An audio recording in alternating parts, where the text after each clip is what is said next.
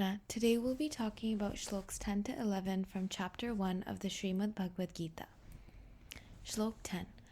Aparyaptam tadasmakam balam bhishma bhirakshitam paryaptam tvidametesham balam bhima bhirakshitam. Transliteration. Our army's strength is unlimited and we are safely led by Grandsire Bhishma, while the strength of the Pandav army, carefully led by Bheema, is only limited.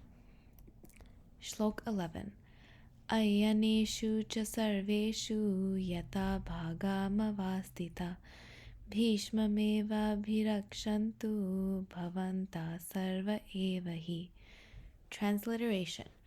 Therefore, I call upon all the generals of the Kaurav army now to give full support to Grandsire Bhishma, even as you defend your respective strategic points. Bhishma. Devvrat, also known as Gangaputra Bhishma, was the 8th son of King Shantanu and goddess Ganga, and was the statesman or advisor of Hastinapur. He was one of the most powerful warriors of the Mahabharata. His story begins when Ganga and Shantanu get married, and Ganga makes Shantanu promise that he will never question Ganga's actions. Later, every time they had a child, Ganga would drown him or her in the river. Shantanu could not question her actions because of his oath. 7 children passed, and as Ganga drowned the 8th, Shantanu questioned her, thus breaking his oath. Ganga said that the child was cursed, as he was a god cursed by Guru Vashisht, and that he will have to live a painful human life. Ganga took Devvrat to heaven to learn weapons and scriptures and will return to Hastinapur.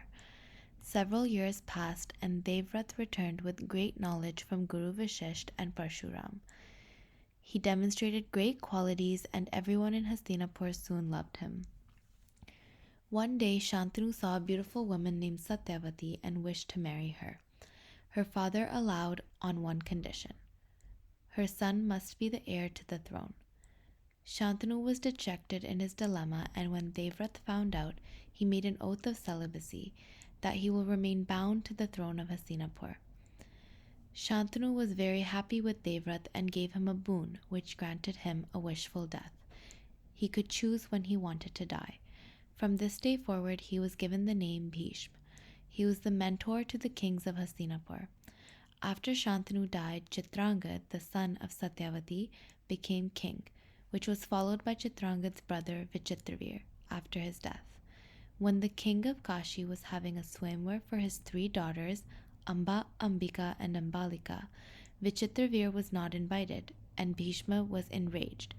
He abducted the 3 princesses and brought them to Hastinapur to marry Vichitravir. However, Amba and Shalva, the king of Sobha, were in love already, and Shalva had decided to stop Bhishma, but was defeated. Because of this, Bhishma sent Amba respectfully to Shalva. Shalva rejected this because he thought that it was charity and he would not take that. Amba went back to Hastinapur and asked to marry Bhishma, but she could not because of his oath. Amba even went to Parshuram, but Bhishma defeated him as well. Amba's only way was to pray to the gods and possibly come in her next life to kill Bhishma. She finally got a boon from Lord Shiv that she could be a great warrior and would be the reason for Bhishma's death. When Vichitravir fell ill and died, Satyavati asked Bhishma to have kids with Ambika and Ambalika, but he could not because of his oath. Satyavati then called on his older son, Vedvyas, to have kids with Ambika, Ambalika, as well as the maid. Thus, Dhritarashtra, Pandu, and Vidur were born. Bhishma guided and taught all 3 of his nephews, and Pandu was declared the king. Even though Dhritarashtra was older, he was blind, so Pandu became king. Pandu married Kunti and Madri, but they spent their time in the forest as Pandu killed a sage and was cursed, so he did penance. The Pandavas were also born at this time. Dhritarashtra became king in his absence and married Gandhari, the princess of Gandhar. When the time of the Mahabharata came, Bhishma was the commander of the Kaurav army, but he said he won't kill the Pandavas or his grandchildren. On the 10th day of the war, the Pandavas decided to kill Bhishma. Arjun hid behind Shikhandi and then launched an array of arrows on Bhishma. Even though Bhishma wanted to die, it was an inauspicious moment. Thus, he waited until Uttarayan to die. Bhim. Bhim, also known as Bhimasen, was the oldest of the 5 Pandavas. He was born when Vayudev gave Kunti and Pandu a boon to have Bhim as a son. He was known for being very strong and had the strength of 10,000 elephants. From the time they came together, Duryodhan and Bhim had a very strong disliking for one another. Duryodhan even went as much as giving him kheer, a rice pudding, with a sleeping spell that made him fall asleep. He then pushed him in a blanket into a river. A relative of his found him under the sea and gave him the strength of 10,000 elephants.